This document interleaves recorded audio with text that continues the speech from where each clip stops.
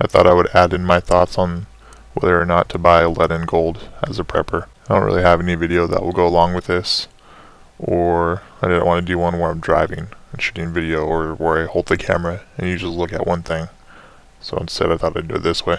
The only reason you should be buying gold and silver is after all your preps are in a line. I mean, you have everything you could possibly need to support you and your family. After that, sure, if you still have a whole bunch of asset that you want to secure, then you go ahead and you buy gold and silver. The whole point of buying it is to ensure that you have some form of usable currency. But you have to remember, in a WROL situation, everything will be currency. Bullets, food, clothing, boots. I mean, these are things that you can easily trade. Another thing to consider is in a WROL situation, someone may not accept your gold or your silver in trade for a valuable, such as food or any other commodity. Because to me, I can't immediately do anything with that gold or silver. I can't feed my family with it. I can't clothe them with it. I'd rather trade you, this food for some shoes for my kids or something along those lines. People who are currently invested in gold are trying to protect themselves from the value of the dollar, which keeps diminishing as our government keeps making bad choices. So they're trying to protect their assets, which Warren Buffett himself said that the worst investment you can have is, cash currency. So this is where you have to ask yourself, well, then what is a good investment? Is it putting my money in gold and silver? Is it buying more preps to help my family survive a tough situation?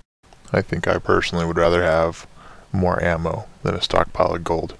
I'd rather have some stockpiles of rice or oats instead of gold. I would rather have, more medical supplies instead of gold. Even though I'm not, stockpiling gold and silver, there is something I am doing. I am getting nickels, which are 25% nickel and 75% copper. I'm also collecting pre-1983 pennies, so anyone that is 1982 and older, you would hang on to because it has a very high copper content. Somewhere around 80 up to 90% depending on the year, and that's worth, right now, I think they're worth 3 or 2 cents a piece. To me, stockpiling these are pretty much a win-win situation. For instance, let's say that the US economy bounces back and everything's fine again.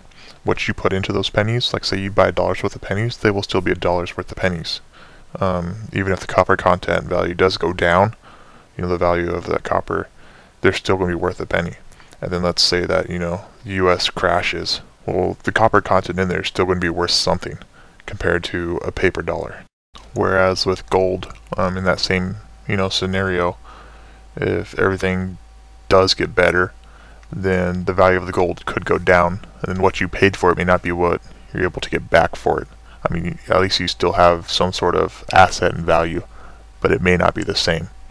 Or if the US crashes, sure, you did a good thing and you have a stockpile of gold. But depending on, how far the US crashes will determine your availability of how you're going to be able to use that gold. Either way, you're going to have to convert it back into some form of government currency when you eventually do decide to.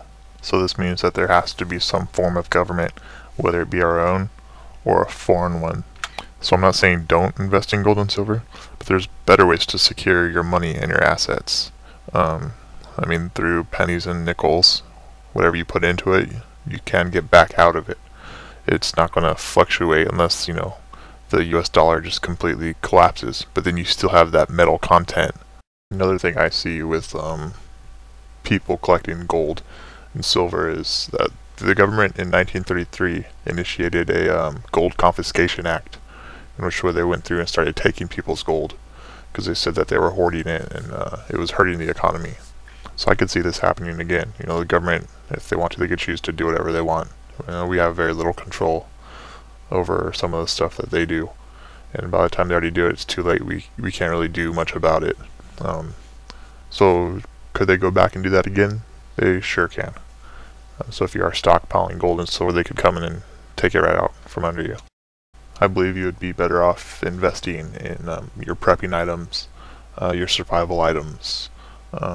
Stockpile some more food, some more rice, some more oats. Invest in, learning how to garden and produce your own food. Learn and build an aquaponics system so that you can, you have a water source, you have fish, and you have, food that you can produce out of that. I think those would be better investments than investing in gold and silver. Alright, well, that'll be enough of my 2 cents on this. I think you should have a good, feeling of what I think of this, and, go out and use your best judgment whether or not you should invest in gold and silver, or do as I do and slowly get some, pre-1983 pennies and nickels.